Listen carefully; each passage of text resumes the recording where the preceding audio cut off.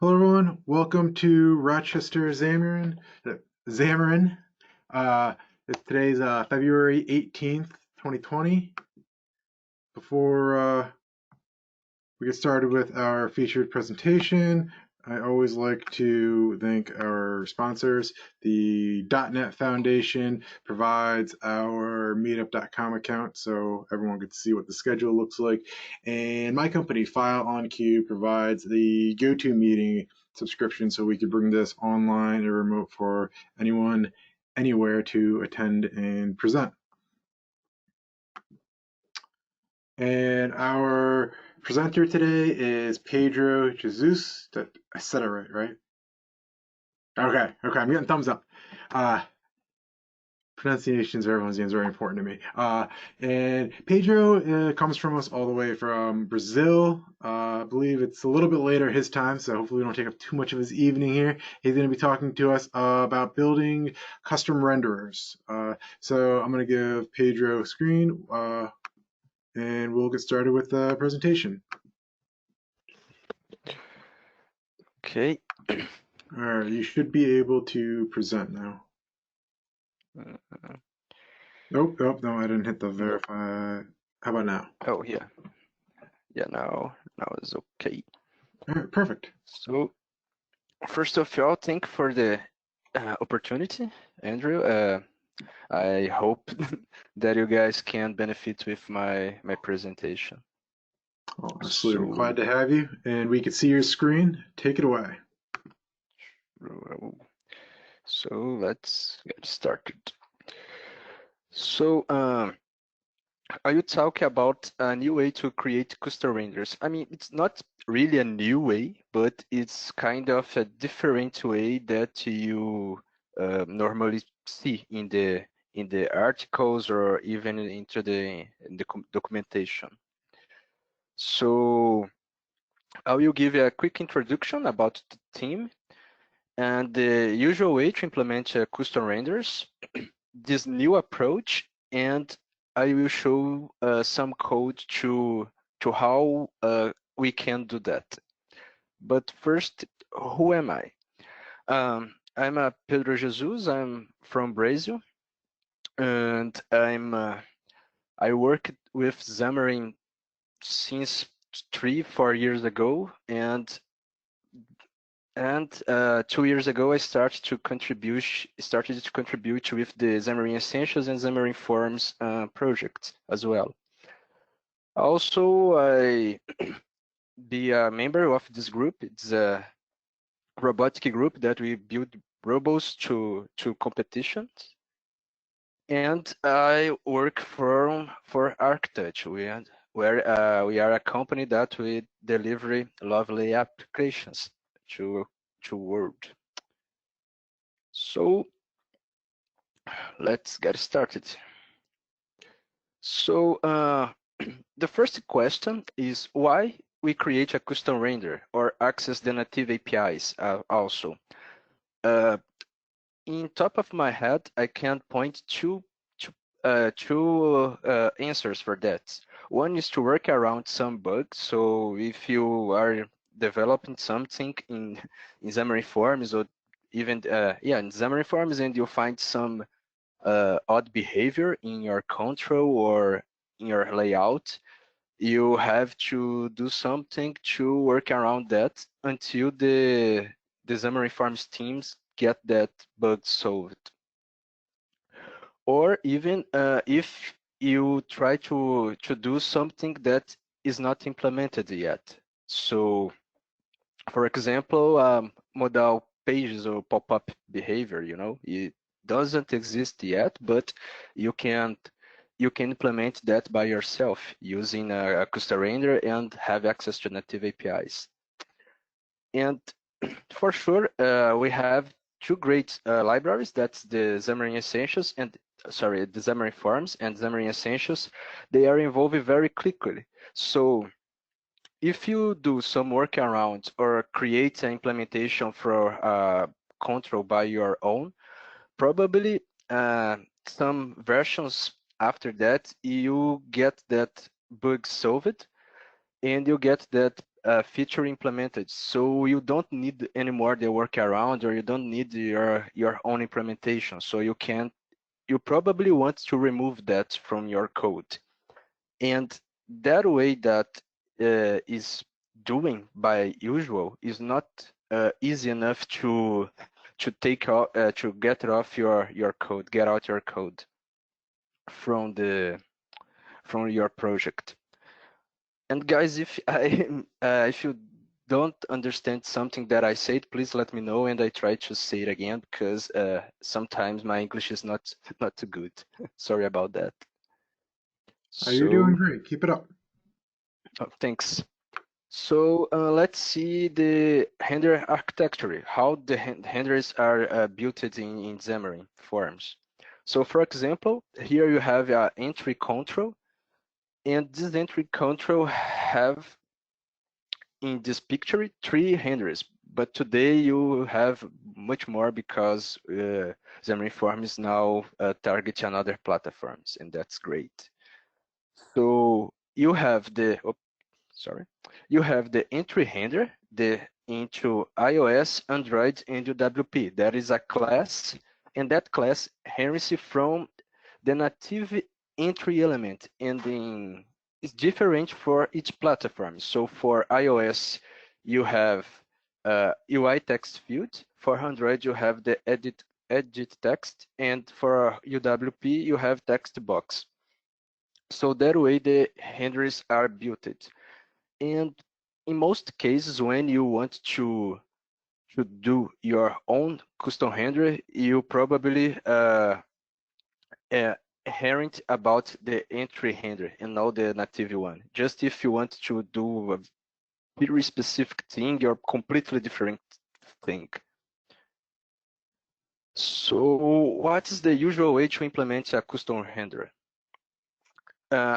The usual way to these days is you create your own entry here in your shared project, called in this picture how my entry.cs, and this class you inherit from entry, Xamarin Forms entry. And in each platform, in project platform, you have to create your entry handler that inherent from your entry handler. But here, as you can see, these custom handlers are too much coupled to our project. So in the future, if you want to get out this code from your project, that's not this cannot be easy, because you have to delete some code and probably things gone away and the build doesn't like that, and you have a hard time to clean out the code and use um, the Xamarin Forms implementation, the default implementation. So that is the bad thing about this approach. But I mean, for the most case, it works very well. So you have no trouble choose this approach. So what's the new approach that I have been talking? This new approach is a new way that you have to create a separate class library. Let's just move this. Now I can see a class library, and outside of your project. So with that, you don't have that custom handlers, or even if you want to implement some specific API, like a geolocator or accelerometer, you can implement outside of your project, like a class library project, and use that. And if you want to test a new control, a new approach, or even rip it out, it's more easier. It's much easier than the normal approach. So imagine that scenario, that now that features are implemented, and how you handle with that. Now you have to delete that code for workaround some bug, or that feature that is now existing, the Xamarin Forms out of the box. So how we can archive that? It's much simpler. It's about the multi-target. It's not too new, multi-target, but the Visual Studio 2019, it's one of the best offers the best support for this kind of projects.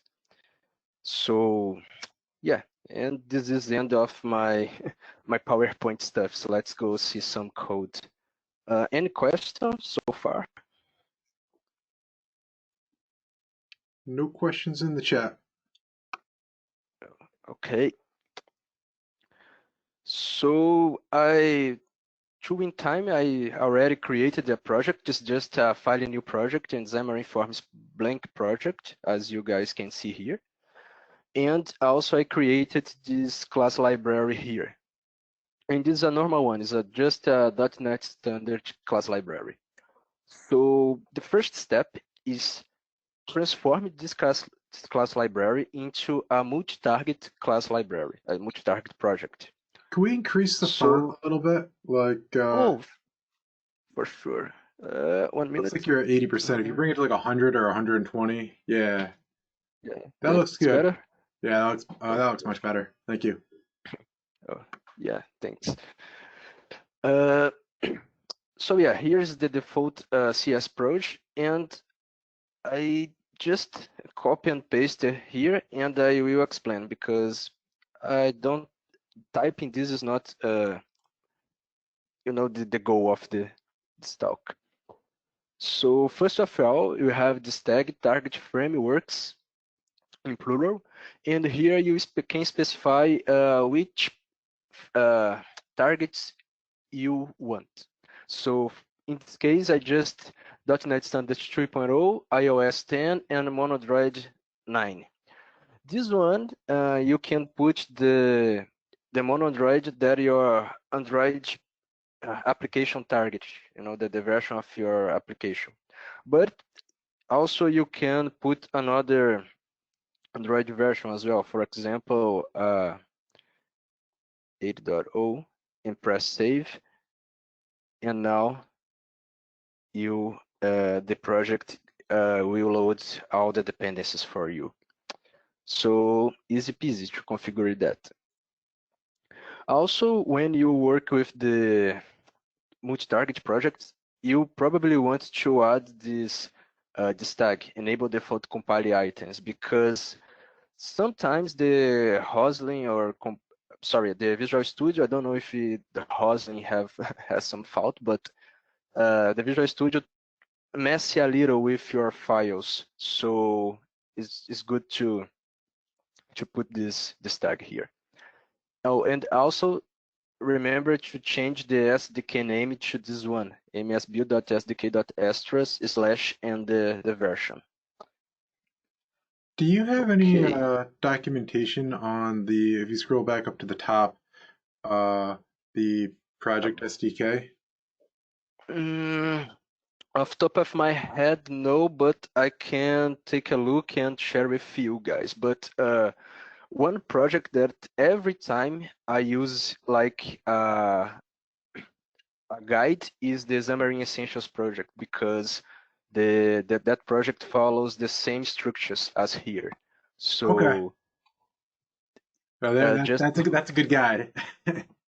yeah. If for example, I never can do this implementation off the top of my head. So every time I go to the GitHub and open the Xamarin Essentials CS Proj and grab it, install the stuff that I need, and that's it. But let's move on. So now we have a multi-target project. We can tell the compiler what we want to compile.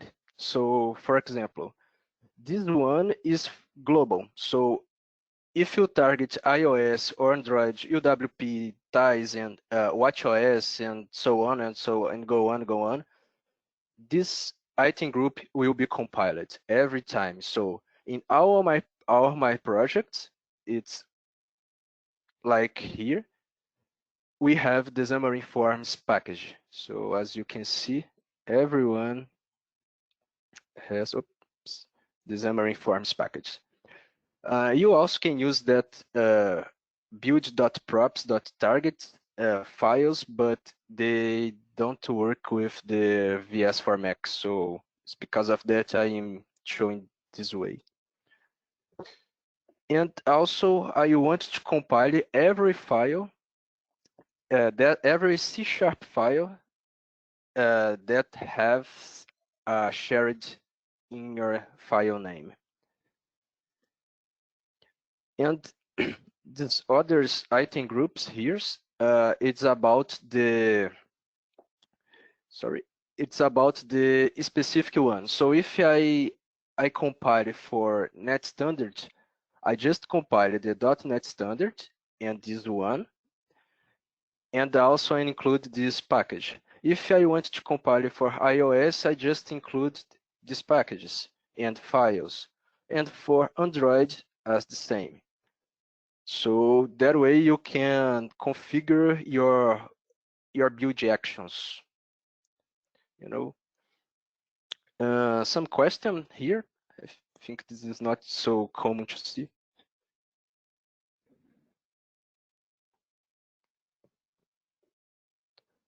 Okay. So let's No go on. questions in the chat. Oh, awesome. So here I will create just a folder for now. Call it controls. And I will create an implementation of entry. Not so too much, but just to guys can see.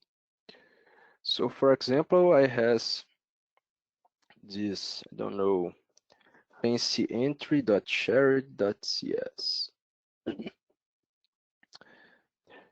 And I don't know why, I don't know if it's a bug, but when you add the shared files, the CS project add this thing here to remove your file from compile. So you have to delete this and save. And now you have all of your IntelliSense, and here you can see now is the .NET standard. So by the basics, we just want to create a entry. So you create this fancy entry, and oops, let me see. Oh yeah. So I have some snippets here to help me, and let's go through them. So just to illustrate better, I will create a bindable property here, like you do in your shared project. So this bindable property is just a placeholder background color property. The idea is if you don't have a text in your entry, and you have a placeholder, the placeholder background color can be different from the entry background color, the default entry background color. So I create a bindable property and this quick recipe. You don't need to think too much about this. Just name off the properties, this property here, the type of, and this one is a color. The type of your custom control, in that case is my fancy entry, and the default value of this property. And here you have the get and setter accessors. So now we have to create the specific ones. So let's create the Android one. So I just call entry handler .ios.cs. So how we put this .ios here? Now our Visual Studio knows that this file is for iOS. So you can use all of iOS libraries and packages and so on. So in this case, you will get the entry handler. So this entry handler is the Xamarin Forms implementation for the UI text field. So how we don't want to recreate all the entry I'll create a new entire behavior for this control. I just inherit it for the entry handler because the Xamarin Forms did a great job, and you want to use what this entry can provide us. So, oh, I'm sorry. So here I also have a snippet. Ooh, I think I have everything here. So yeah. So let's go on. So every render you have to specify this assembly attribute here to export the render. This is because of the way of the Xamarin Forms implements your the renders and controls control renders creation. And if you guys want to see how is that, just find for a registrar class, and you'll see how this is implemented. And it's pretty smart. So here I have my own element changed, and this method is called when my entry is created on the screen for the first time. So I want to call this method update placeholder background color. And every time that my text property changed, I also want to go into this method to change the color if we need it. And this is pretty straightforward. I just check if the text inside the control is null or empty. If it is, I just put my placeholder background color into my background color. If I have some text here, I will use the default background color. So just to be clear, the control property inside our render classes are the platform specific control. So in this case, it is the white text field. And the element property in every render class will be the Xamarin Forms control, in this case, the entry. So just keep that in mind, and you will be safe. Let's go to the Android one. So entry handlers.android.cs.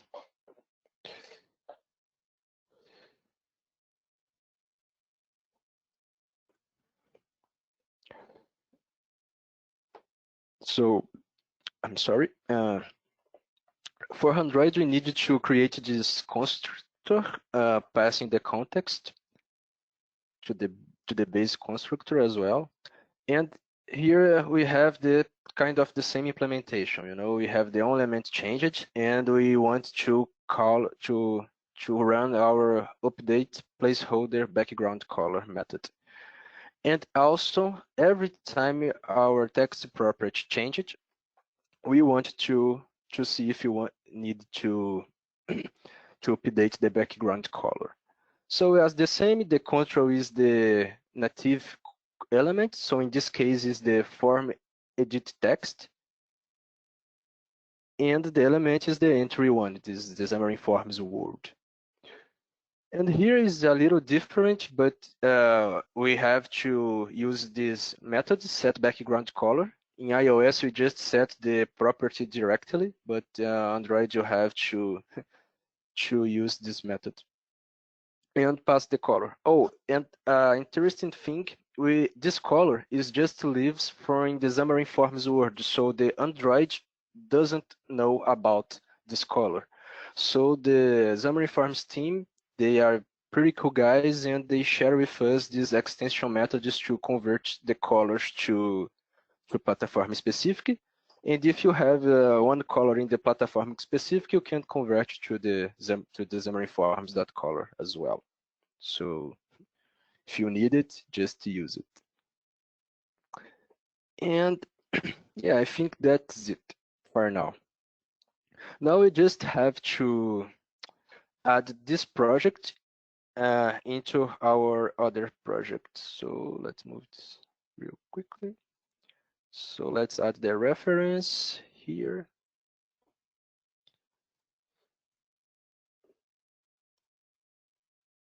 here and here.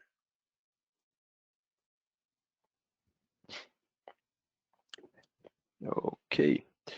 And now in our main page, let's change this a little bit. Moving this from here.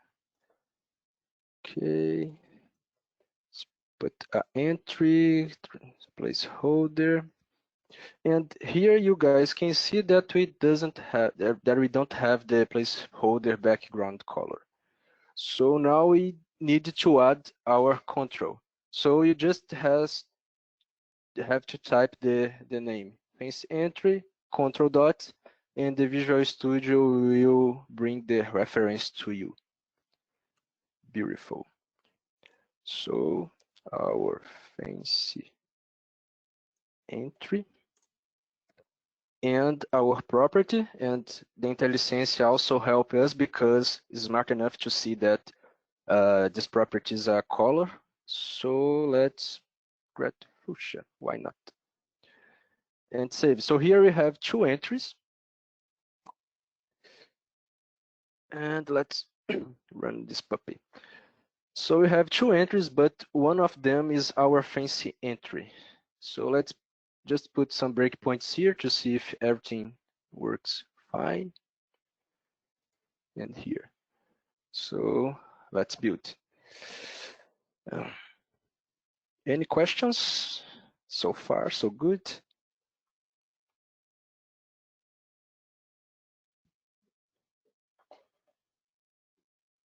No questions in the chat. Go. That's very good or very bad. You guys are paying attention, right?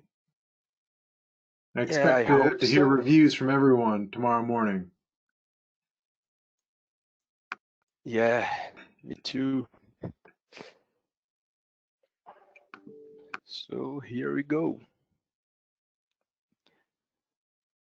And way, yes. So our first breakpoint was hidden, and how we don't have any color in, how we don't have any text in our control, they will be here. Awesome. So yeah, we have our fancy entry with a fuchsia background. So if we type here, the text property changed. So we can see here in call stack, they pass it by this way. They see the Xamarin Forms, see the text properties was changed, and let's update our background color. So yeah, the default one because we don't put any color in our. Let's try other background color. Let's up here. I don't know if I. Oh yeah, I have the hot reload. So it's already reload, and let me see. Fuchsia continue. Oh, doesn't work. Why not? Let's see if it's some hot reload stuff. Oh, I think it is. Okay, let's rebuild so far. One thing sometimes you guys have to keep in mind is, I don't know why, but sometimes when you do some modification in this project, in your external lib, and hit play to debug, the Visual Studio doesn't rebuild or build your project. So sometimes you have to go here and build yourself, but that's the minimal problem. Okay.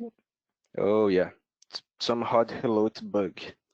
Sorry, hot reload bug. So new bug to file into the team. So here, as you guys can see, you have our custom handler implemented outside of our our project. And this we have another pro tip in here, because imagine that you build a control and you want to use in another project. Make this a class library, you can ship it into a NuGet package or DLL and reuse in other projects. And if you want to do some modification or fix something, you just fix one time and deliver for everyone. So it's pretty easy if you work with, it's building a lot of applications or from of your company do build up for a lot of clients. Let me see here. Also, to extend a little, we can also access let's move here. From here some platform specific things, like the Xamarin Essentials does. So don't know, call these features. And let's create our toast.share.cs. I just want to show how we can implement a toast notification in specific platforms. So here normally I follow the Xamarin Essentials architecture. So I make these classes static and partial classes. But if you want to use interface, you can do that as well. So I think I have a snippet for this toast shared. Yes, I have. So here I just create a method and I call a platform show alert method that will be handled with each platform. So toast.android.cs, and let me see what I think that I don't remember. Oops, wrong one. Toast Android, yeah, that is good enough. So public stack partial class.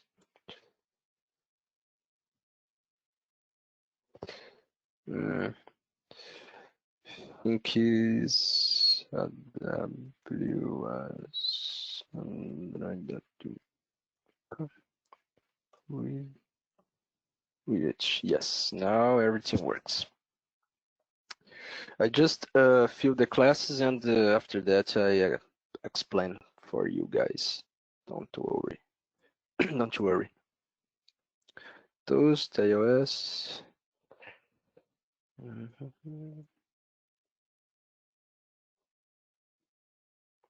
Oops. It's just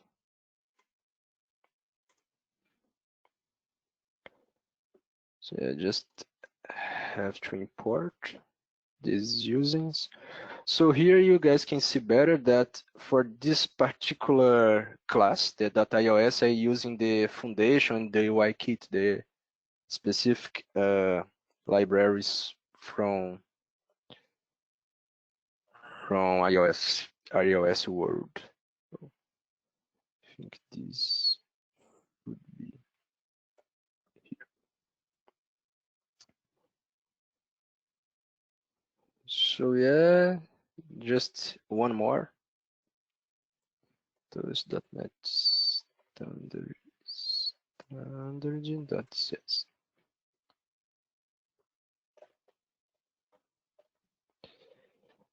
I have nope, but I just oops, wrong one. So yeah, for the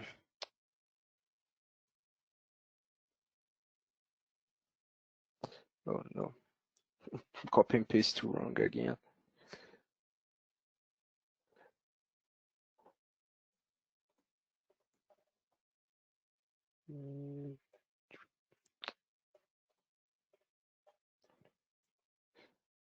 So in that case, if you running this code in wrong word, this code in a not supported platform, they will run this method here. So they throw this exception. So for example, if you use this library in another project, and for example, someone try to use your library in Tizen, and you don't implement the Tizen feature, don't worry, they will run the .NET standard method, and here you can handle all the exceptions that we want for not implemented exception. You know, some fancy messages and stuff like that. And here, as you guys can see now, the Visual Studios doesn't see this file is a .NET Standard one. So you have to go here again and find this here. Save now. And not standard, not standard. So yeah, now we are talking. So let's see. Here for our shared implementation, you just has a method that calls the platform specific methods. And for Android one, in Android world, we always, I mean, 90% of the case, we need to know what the activity, the current activity.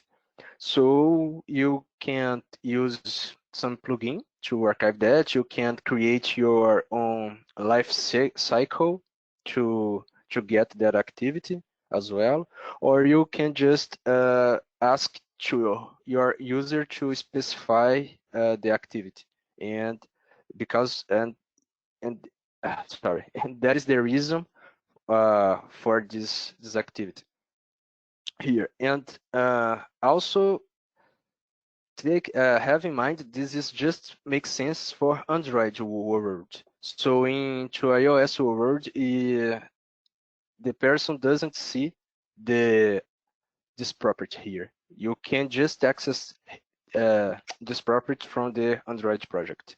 I will show that later. And for iOS, it's easy enough. It's just I have been using the YAlert controller for display my message. So let's go to the our page in the Xamarin Forms. Let's create a button here. Show the toast. And for simplicity, I will create a event handler. And here. And we just have to go to our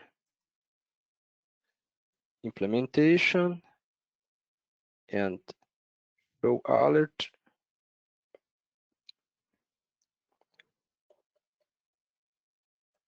Hello from Rochester. And here I did something not, this is not public, okay? If you put this public, you can see in your project, and sometimes you don't want that. So if you don't want, just make private. This one also. And let me build this one first, because sometimes Visual Studio doesn't do that for me. Oops.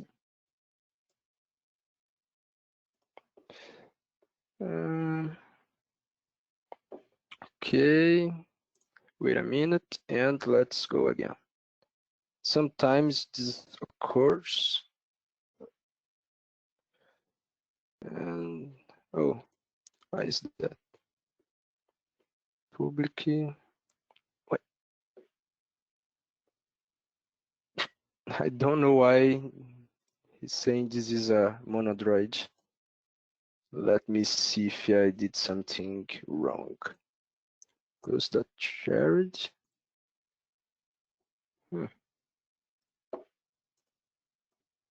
Weird. Let me see here. I'm on Android. Sometimes I need to shut down Visual Studio and restart it to get it to show up correctly. Yeah, It's the tooling's me getting there. too. It's much better, but it's still Yeah, if you still, we sometimes need, and sometimes you have to delete that bin in the object folders and do some crazy stuffs to make that happen. Why is that? Variable, not a variable. So it's complaining because the iOS, we don't have this method implemented, but I think we have. Why? Why are you so angry with me? Try again. Navigation bar. Okay, let's see if I put this public, they will be happy. Let's close some of those.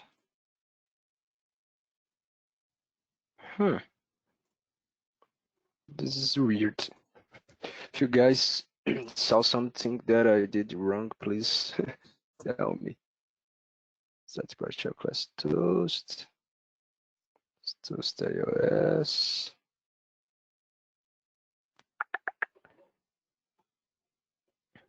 iOS, on Android. Oh, I see. This doesn't include this file. So let me see why.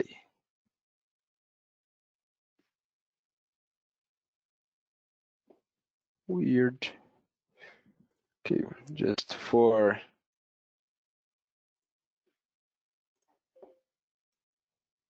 don't waste too much time. Toast iOS. Oh. Okay, now it's happy. Let's see this. Great. So let's clean. Let's close everything to don't make.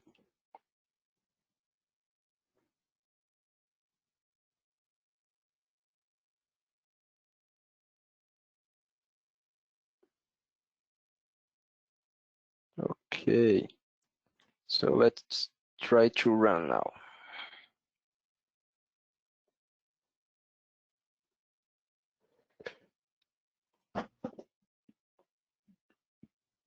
Sorry.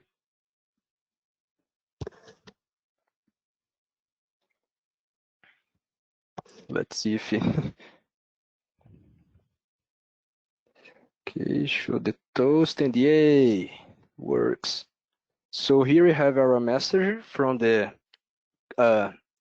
shared project, and boom, we have our iOS toast here. For Android, I think I cannot show you guys because I running this window from virtual machine, so I think I cannot do that, but trust me, that works. Or better, will work after you add this line of code here. Remember that for Android implementation, we have to specify this activity here. So we have just to go to our external libs, features, toast, and here we have access to the activity property and pass this. Oopsie. And just for, make sure that I don't lie, let's do here as well. Try to get that activity property here. So we have our handler, and sorry, it's features, toast, and yeah, sorry guys, we'll just have access to the show outlet property. So, hello there. I don't know if you will work, but why not? So here you guys can see that you can have access to that shared method here, even if you are in the platform specific. So this is very, very powerful to you because you create this implementation one time and you can use into the Xamarin Forms projects and also the Xamarin Android and Xamarin iOS project as well. So yeah, I mean, I really encouraging you to take a look in multi-target projects and see other kinds of architecture that you guys can build your classes and sorry, your class library project and use that in your projects. Probably will be you guys will have a great time with that.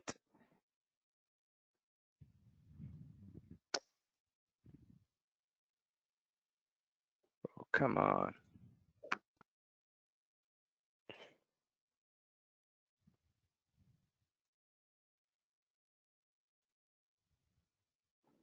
Let's try again.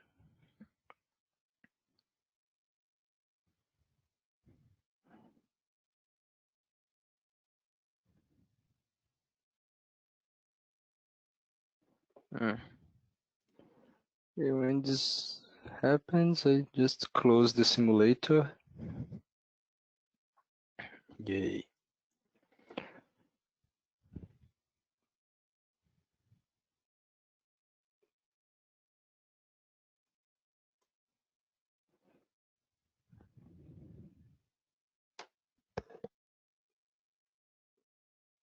I know you're fighting the tooling a little bit, but this is a really great presentation. There's a lot of really good content here. I hope everyone's getting a lot out of this. We got a question. So the benefit of this approach is reusability. Would you agree with that? Yeah. One good point for this approach is reusability, and I mean, if you how I can say that.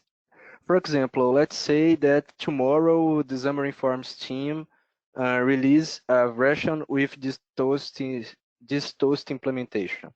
So how this toast implementation is not too coupled with your code, it's easier.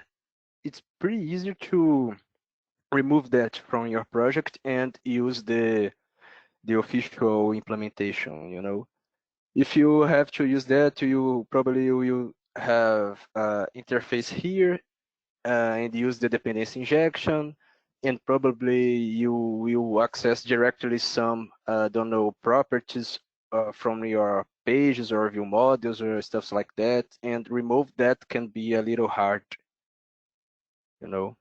So yeah, it's a good fair point. We have a negative point for this approach because how this lives in other assembly, we have a little performance hit here. So your app will, I mean, sometimes you don't see that hit, but exist. You know, you lost some milliseconds to solve that.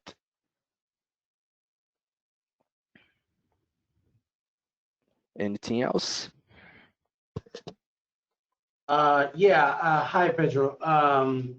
I just turned on the mic because I thought it was easier than just typing it all to the chat window. Yeah, I got a question. Sorry if you mentioned it earlier in the presentation and I missed it, but is there any way that do you really need Visual Studio for Windows for this, or can you just do it the same way for Visual Studio for Mac? Yes, you can do the same way for Visual Studio for Mac. If you are using the 2019 version, you can do that because now in this version you can build multi-target project from there. I think it's the 8.3 or 8.2. You can do that. If you have been using a early version, then that you have to build this project by the command line, by the ms build line. Oh, I But see. I mean, the latest version, you ready to go. Okay, thanks. You are welcome.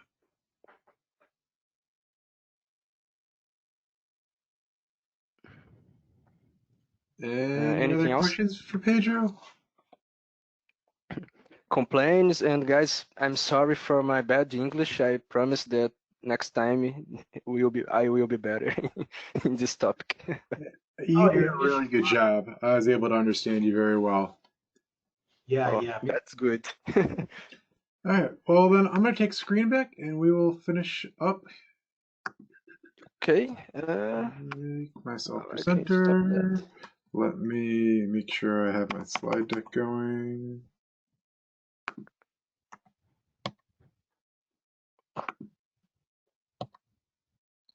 There's that. And bear with me. Share screen.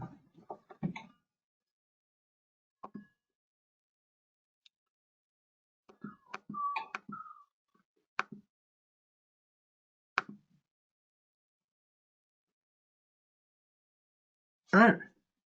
Well, thanks again, Pedro, for presenting. I know you had a little bit of trouble with the tooling there, but there is a lot of really great content on building custom renderers using multi-target .NET Standard projects. So there's a lot of great information there. Thanks for coming to present. Before we go into group time, our next session is going to be March 11th at 6:30 p.m. So I hope to see everyone there. Again, thanks everyone for coming. Great chat. I'll see you next time.